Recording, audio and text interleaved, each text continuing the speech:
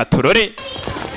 bayi mama ntakigisha kwigisha yarabiretse aratuje wagira ngo ni miseke igoroye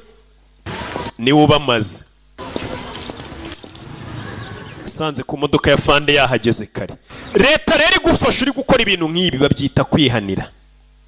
nawe ubwo buri umwicaye कैसे हैं आप Madame Devuki umeze uti यहाँ स्कूल में ni iki kibazanye se kuri iri shuri ava bimeze sawa जी बिल्कुल cyane तो बस आपसे मिल nari nje kukureba कहिए क्या बात है urashaka iki चाहिए था किस लिए वेल फोरेंसिक लैब आर्या के सैंपल्स को डिस्पोज करना चाहती है या अपने डॉक्टर से उन सैंपल्स को चेक करवाना है bya bisubizo last chance bapimye umukobwa wawe nyine bareba DNA zamufashe ku ngufu cyangwa ibiki ati biriya bintu byose laboratoire bagiye kuba babikura mu nzira uko ikirego cyateshwa agaciro atari ko twagwa amahirwe ya nyuma nimba bikeneye ukagenda ukabifata izo DNA z'abari abahungu n'iz'umukobwa ukajya kubipimisha kandi ukaremba bamufashe ku ngufu dispose है oya mugende mu byangize ntago nkibikeneye ndagira ngo usinye hano rero izo DNA tujye kuzijugunya sorry uretse Jasur से segonda rimwe कहीं आप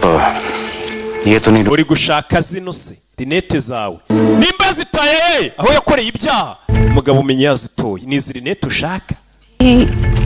oya ngiye mfite izanjye yahise abyuka agura izindi zo si izanjye nawe wambara rinete zimwe nk'izanjye se oya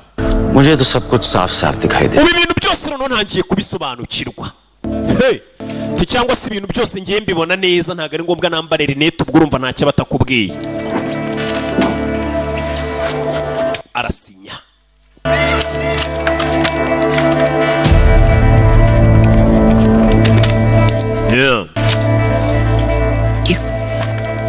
akiri karamu yanyu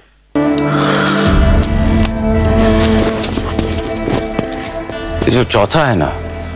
Jagan Singh wa musore wa kane yitwa Jagani Singh wafashe umukobwa we ku ngufu umva amagambo afanda mubwiye class है ni umunyabyaha wo mu rwego rwo hejuru खतरनाक है ni mubi cyane दो बेटियां होती तो मैं उसके पीछे कभी नहीं जाता ndi umuntu nkaho ufite abakobwa babiri uwo muntu sinajya kumuhiga मुझे क्यों बता रहे हैं kuki uri kubimbwira se कि वही तो बच्चा है